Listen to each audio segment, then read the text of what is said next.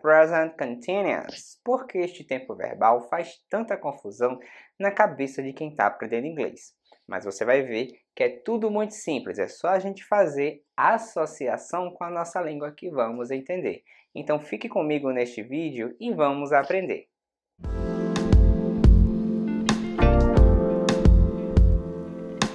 Hi everyone, I'm Dave Galindo, how's going? E no vídeo de hoje a gente vai aprender um pouquinho sobre o Present Continuous. Vamos aprender a lógica por trás da estrutura do Present Continuous e também aprender algumas sentenças que podemos utilizar no nosso dia a dia. Então vamos primeiro entender quando usamos este tempo verbal. Usamos ele para expressar situações que está acontecendo agora, neste exato momento, e também situações de um futuro que já foi planejado.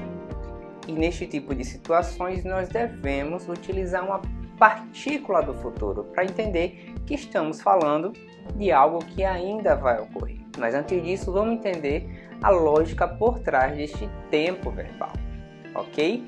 Então vamos lá. Primeiro a gente vai ter o sujeito. Quem é o sujeito? São os nossos pronomes, os nossos pronomes pessoais ou um substantivo. Depois a gente vai ter o verbo to be, isso mesmo, famigerado verbo to be, que não é mais nenhum bicho de 7 cabeças, porque aqui eu gravei um vídeo sobre ele. Depois do verbo to be, a gente vai ter o nosso verbo principal, só que daí ele vai estar flexionado no gerúndio ou também conhecido como particípio presente.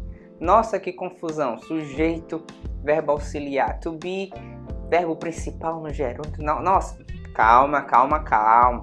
Vamos ver esta sentença em português comigo.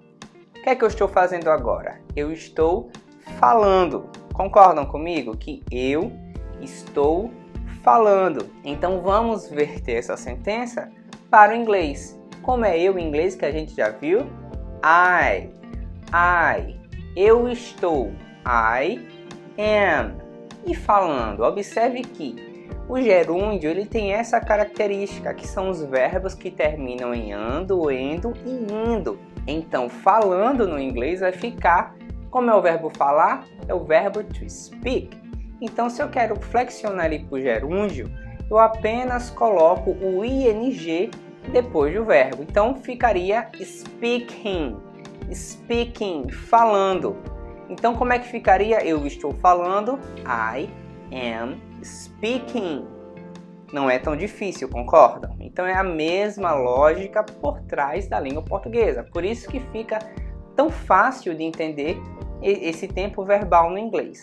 Vamos para mais algumas sentenças. Agora eu quero saber o seguinte. O que você está fazendo? A gente já viu em um vídeo anterior, como fazer perguntas usando question words. Então, como ficaria o nosso ok? What? Ok? What? Então, o que você está fazendo? A gente viu também vídeo sobre o verbo to be, como fazer perguntas usando o verbo to be. E o que acontece? Eu inverto, eu inverto o sujeito com o verbo. Então, em perguntas, o verbo to be, que vai estar conjugado de acordo com a pessoa, o pronome, vem antes do sujeito. Então, ficaria o seguinte, o que você está fazendo?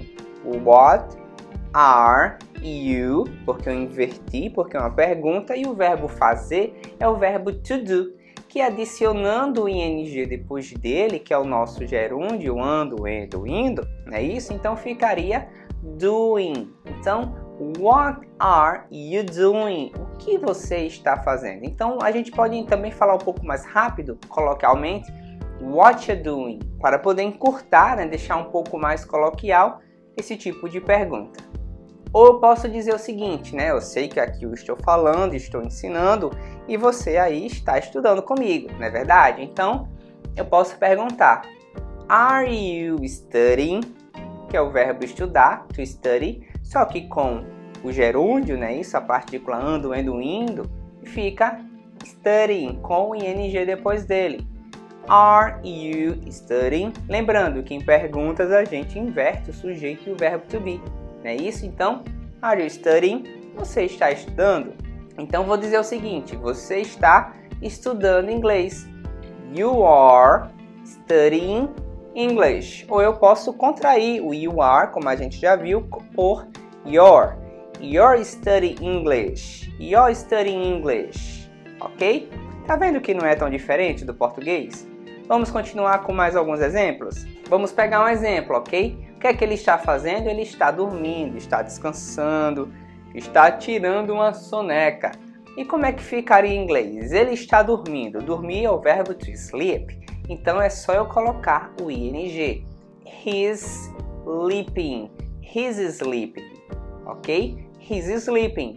Ele está dormindo. Mas eu quero dizer que ele está descansando, né? Porque dormir pode dar a ideia de alguma coisa mais profunda, né? À noite ali, aquele sono pesado. Então vamos dizer que ele está descansando. He's, que é he is, contraído. He's resting. O verbo to rest é o verbo descansar, que adicionado o gerúndio ing, né, o particípio presente, fica resting. He's resting. Agora vamos dizer que ele está tirando uma soneca.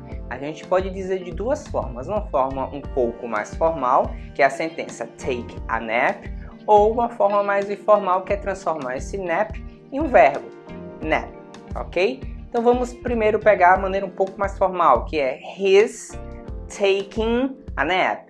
Neste caso, como o verbo to take, ele termina com E, a gente retira o E, porque não fica legal depois do E adicionar o ing de imediato, tá? Então a gente retira esse E e coloca o ing, então fica taking, taking sem o E. Alright, so he's taking a nap. A segunda forma, o segundo jeito, é transformar o verbo nap. Mas observe o seguinte, que nap, apesar de ser um verbo pequenininho e ter apenas 3 letras, ele termina não, né? Ele é consoante, vogal, consoante. E também boa parte dos verbos que terminam em consoante, vogal, consoante. Vai acontecer o seguinte, tá? Eu vou dobrar a última consoante, que no nap é o P, e colocar o ing. Então ficaria o seguinte, ele está cochilando. He's napping. He's napping. Com 2 P's.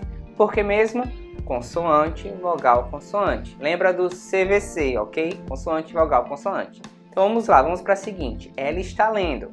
Como é que eu digo em inglês? Como é ela? She. Está, she's ou she's. E o verbo ler é o verbo to read, que eu colocando no gerúndio, né? Adicionando o ing, fica reading. Então, she's reading, ok? Vamos para a próxima. Agora eu quero dizer que ela está escrevendo. Esse escrevendo é do verbo escrever, que em inglês é o to write. Olhando aí, to write termina com a letra E. Se termina com a letra E, o que é que acontece quando eu quero colocar o ing? Eu retiro a letra E e coloco o ing. Então fica o quê? She's writing. She's writing, ok? Ela está escrevendo. Very good. Então vamos continuar. Observe o seguinte, o que é que ela está fazendo? Ela está bebendo água. Ela não está bebendo café. Então vamos dizer o seguinte, ela não está bebendo café. Ela está bebendo água. Como é que ficaria? She's not ou she isn't drinking coffee. She isn't drinking coffee. Ela está bebendo água. She's drinking water. Então vamos lá? She isn't drinking coffee. She's drinking water. Muito bem. Então, para negar, só seguir aquilo que já foi visto lá no outro vídeo sobre o verbo to be.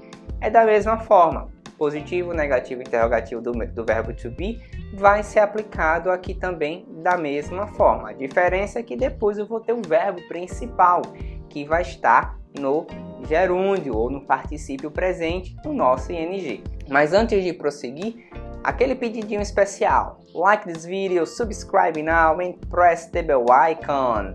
Então vamos para mais um exemplo, ok? Observe o que é que este animalzinho está fazendo. O que é que ele está fazendo?